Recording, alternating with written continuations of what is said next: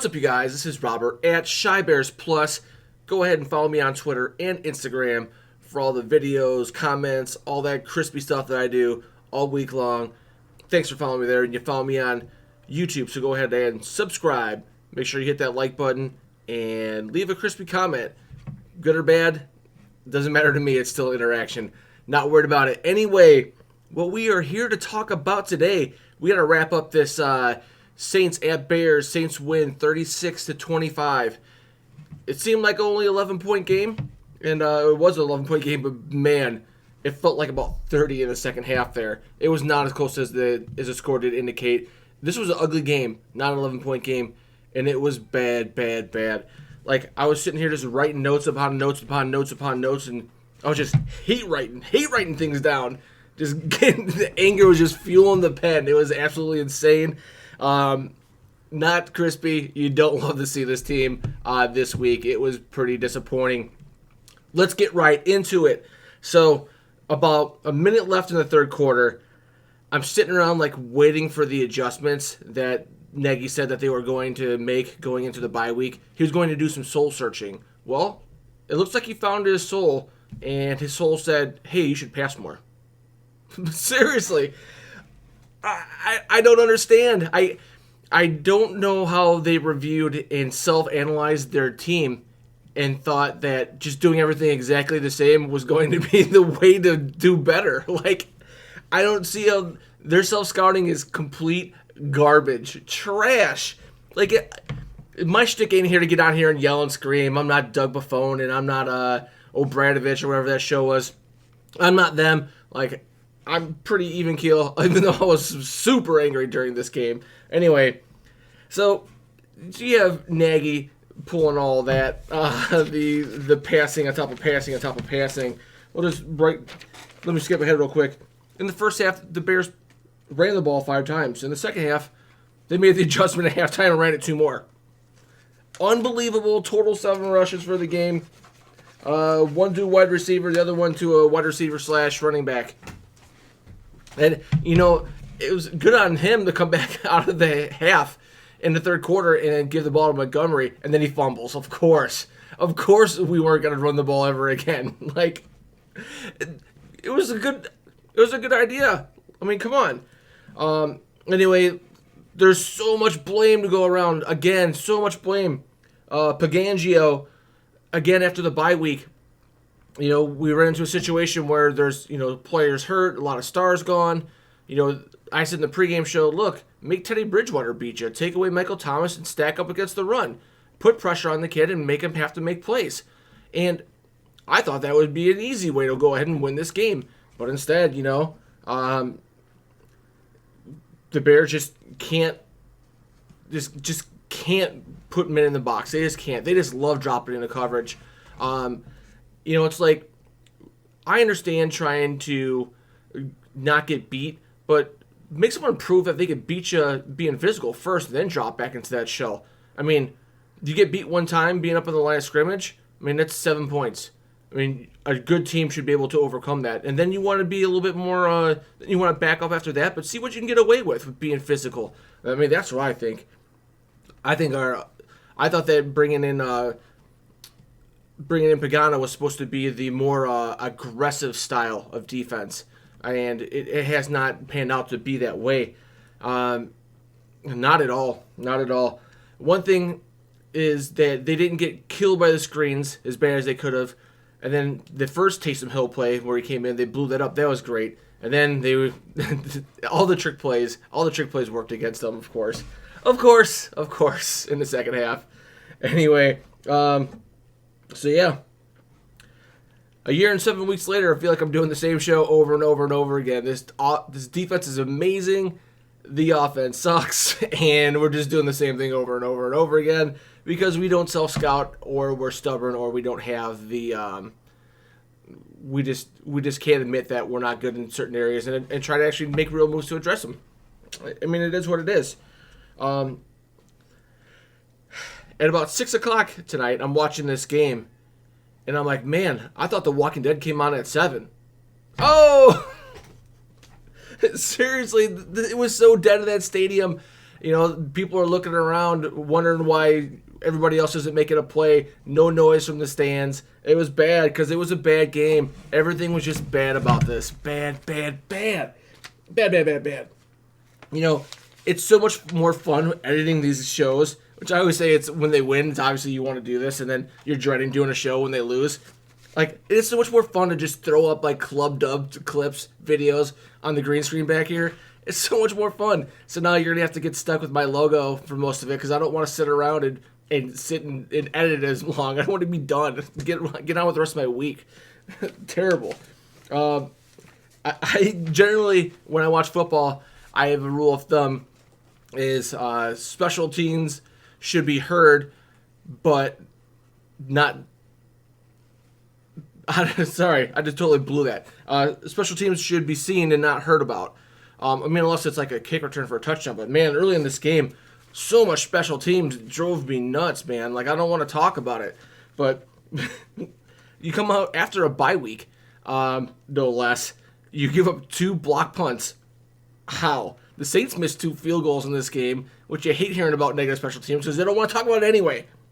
The kickoff for a touchdown was pretty sweet. Cordell Patterson. That's what you thought that you were going to be getting, is that explosiveness in the return game and some versatility and stuff. And it was just so cool to watch it happen. It was not cool to watch him do it to us when he was with the Patriots, but when he runs it back for us, it's pretty sweet. I'm not going to lie. The Saints had like a sweet return for a touchdown. I think that was called back because of penalties. But yeah, bad special teams. No one wants to hear about it. And there was a lot of that going on today. It was garbage. Yeah. I used to make a lot of excuses for Nagy, and I'm getting frustrated. I don't know if you've been watching, but I'm slowly turning. And earlier this year, we're saying that maybe he's a great PR guy, a great marketing guy, and a good like team organizer, but maybe not that good of an offensive football coach. I mean, and it's starting to show. And I used to make a lot of excuses for him, saying, "Look, every play caller looks really good when the team executes and you get first downs and touchdowns, right? I mean, everyone could look like a genius. Players put in that position, but it's not looking good, man. The execution isn't good. The play calling isn't good. Nagy still has no feel, and it's not getting any better. And the answer for him seems to be, like I said earlier, he searched his soul, and his soul said to pass more. And I don't know what he's looking at. Like, I'd love to be at practice and see if they're just torching and lighting it up. Because somewhere, at some point, they have to be looking at this team and going, oh, yeah, we're a pretty good passing team. We're to keep on passing the ball. They're wasting a team. They're just wasting a defense. They're wasting everything unless they get things under control and start playing some complementary defense or offense. And Trubisky, poor Trubisky, he really shouldn't be the scapegoat that he's going to be thrown out there to be. I mean, he hasn't been great. He hasn't. You took this guy on, you knew he was a project, and the Fox year was a waste, a complete waste of garbage. But he isn't defending him. He isn't developing the way you thought. And I'm sick of making the excuses, but, I mean, there is an excuse. Hey, he was just hurt for a couple weeks, just coming back, got to knock some rust off, blah, blah, blah, blah, blah. I'm getting sick of it, though, man. It's getting harder and harder. I mean, there's not really a lot you could do. I mean, you're not trading for a franchise quarterback before the trade deadline. I mean, this is what you're rolling with, and you hope that you see this development. But when you buy a number 10 jersey, a first-round quarterback, you think that you're going to get 5 years out of it. You hope that's the investment that you're making, right? I don't know if that is going to be the case. We'll see. I mean, there's a genuine reason to believe that there's going to be a veteran quarterback coming in for some sort of a competition, and it should be maybe an open competition if things don't get better next year. At the very least, I mean, you don't really have to make a decision on cutting him or not yet now, but I don't know, man. You see some things, you see some throws, and you're like, yeah. And then you have some situations where it's like, what? Like, really? I started making a list today about things I hate about Matt Nagy. Number 1, personnel usage. you have a guy like Patterson, Cohen. You have these guys who are multi-talented, who could do all kinds of different things with the ball. Maybe even like a Miller, tall guy like Shaheen. All these pieces, and then you do nothing with them. Nothing. Like when Peyton brings in Taysom Hill, they get a first down for the most part, probably 2 out of 3 times this game. Like something cool happens. Nothing cool ever happens anymore. I mean, there was all the sweet plays in the goal line situations, and all that stuff's kind of disappeared. And I don't know if Pace is going, hey, I don't know. I don't know. I can only suspect of what the conversations that are had about Hallis Hall. If they're telling Nagy, don't be used so much, like quit with all the crazy play designs and stuff, and be more conventional. I don't know what's happening, but I don't know. When other people bring in personnel and use them properly, it seems to work, and it makes it a problem. It's been no problem for defenses to defend us. Number 2, play calling. Like, for instance, you all saw the game. I hate just going over play by play, because you all watch the game, but, you're at 2nd and 2, and then you throw a ball between 2 guys, and then 3rd and 2, and then you throw a ball like 25 yards down the field. Like, our deep shots are always like these weird angles. They're not even, it was like an angle route. It's not even a true 7. Or a fade, like a long fade. I don't get it, man. Sometimes like the shots that we take are so weird looking, the way the guys are running across the field. But the play calling, like, hey, would it kill you to run the ball on 2nd and 2? You're marching towards the end zone. You got some mojo going. Why do stuff to move backwards? Try to pick up 3rd and 2. I mean, you're running for 2-point-something yards per carry anyway. It seems like, hey, there's a pretty good chance you might get 2 yards, right? If not, you could do something. But if you never, you can't run play action ever, because no one ever thinks you're going to run the ball. So that's a great opportunity to go ahead and call run play. I think that the Bears should hire anybody. Hire me. I'll come out there on Sundays, and then after every play go, hey, Matt, you think you might want to run the ball here? Or maybe you should call run play this time. Because it seems like someone needs to remind them that those plays are in the playbook. I think they're in the playbook. That's an awful big chart. Maybe the chart just says BU 5,000 times. I don't know, but it's not good. It's not good, and things need to get better. And I'm joking, and people probably don't want me to be laughing, but I'm just trying to skirt the pain. Things number 3 I hate about Matt Nagy. He runs out of timeouts every half when he doesn't have to. Which is like, number 5, mine was, every time he gets a first down that's like over 10 or 15 yards, he has to call a timeout because they can't get a playoff. That was my number 5 thing I hate about Matt Nagy. They kind of go together. Number 4, at the end of every half, they look completely clueless. Like, clueless. Like, I don't know if they're in a hurry-up 2-minute offense trying to score, or I can't tell if they're not trying to. If they're just trying to get a first down, I can't tell what they're trying to do. If you're trying to just get to the next half and trying to run out some clock, then run it out. Today was another great example. I didn't know what they were trying to accomplish. What they accomplished was punting the ball and almost having a punt return against them. Are you kidding me? Like, seriously, I've said it before. I made the joke. He needs to get Madden and play it like all off season and get a little feel. Like, the guy has no feel, no touch, no finesse to call in plays or running the team. Get through this list real quick. Number 6, tempo. It seems like if Nagy finds something that works, we never do it again. We come out a couple of games ago and marched down the field with a hurry-up offense, and then it's MIA, never to be seen again. I don't understand why. Like, how did you go back and look at the things that you did in self-scout during the week for 2 weeks, and then you didn't identify that actually worked? And then so we should try to do it again. It's not a good week, man. This is hard to do. But just all the mistakes and on special teams, on offense, by your quarterback, the lack of sharpness. Like, I don't know what the game plan just seems to be, hey, we have a really good pass rush, let's rush 4 and drop back. Like we never scheme on. It feels like we never scheme on defense. Like to try to. We never do anything different. Nothing. Everything just stays the same all the time.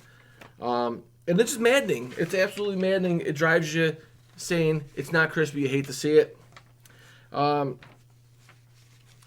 seriously, I've seen more pass plays called in the summer Chicago Public League 7-on-7 camps or run plays. Like it's. I don't understand how they don't realize that never calling a run play just hurts them, and I don't know if it's just they just realize that they can't, but just doing it to do it once in a while is just going to help you out immensely. And then passing the ball, 60 times a game or whatever, and you're not moving the ball, and you keep throwing your defense out there in 3 and outs.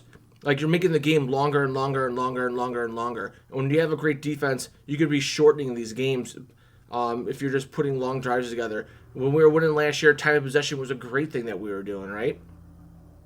Unbelievable. Unreal.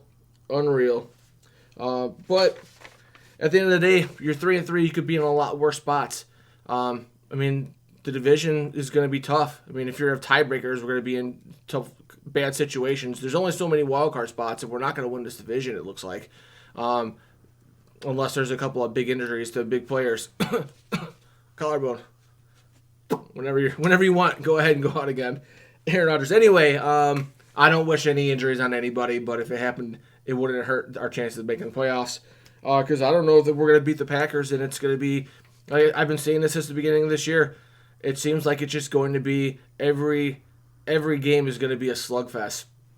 You gotta be worried about when you lose a couple games in a row if all this feel good Nagy stuff is going to if people start looking around the room at each other and hey, if we play egg toss, then it's not going to put any W's on the board, and it's fun for now, but everyone's looking around like, look, like we're out here trying to do our jobs. We're getting out-schemed. We're getting out-coached. The offense isn't doing any better. Like, with the defense and the offense, are they going to start, fighting with each other? You can only break it out family on 3 so many times. But you know what? Sometimes families fight at the dinner table.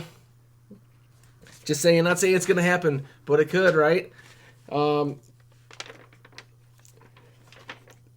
don't know. But at the end of the day, man, you got to run the ball more. I'm happy they did throw the ball down the field here and there. It did happen a little bit. It just seems like the offense is a 3-step drop, and where's Allen Robinson, which he's a good player and everything, but it's really changed from the way that we used to distribute the ball around. And I don't know if that's a conscious thing or if that's a Mitch thing or if they're trying to just give Allen Robinson the ball more. I'm sure he thought that he was going to be catching 10 balls a game when he came here last year. Maybe that was a conversation that was had where they're going, hey, man, Allen's like, dude, like, I caught 1,400 yards in Jacksonville with Blake Bortles. I'm sure I should be catching over 1,000 here. Maybe they're trying to force that here too. But, at the end of the day, complimentary football is what's going to win you games here from here on out. And that means running the damn football, shortening these games. Like I made a joke about The Walking Dead earlier, and that's because your defense is just dead after 3.5 quarters because you sit back and play chase football. You sit back in covered, you sit back in zone, and then you try to chase them, and you chase all game.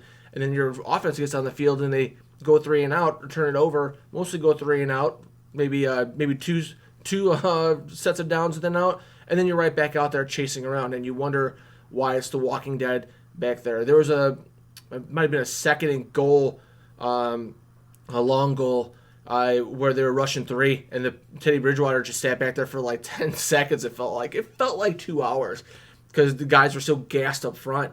You give anybody time, they're going to look good. So I know I had some people in the comments saying that Teddy Bridgewater is going to make me eat my words or whatever. Dude, anybody who has 7 seconds to throw, eventually they're going to find somebody, they're going to get open. It is what it is. Like, that's a good O-line. They're making him look a lot better. I'd love to see Teddy Bridgewater go to... He better not come here. We're not going to give him that kind of time to be good. Like, he's going to go somewhere and suck. He's lucky he's in a good situation, and I guess he's figured that out in his career. But let's wrap this thing up. I got like 3 or 4 pages of notes of just things that happened in this game that made me upset. And the bad timing, but I think we've talked enough. I'm Robert at Shy Bears Plus. If you like the video, hit the like. It does help. Hit the dislike. I don't really care. I get a few of those here and there. Go ahead and leave a comment and let me know if you liked it or not.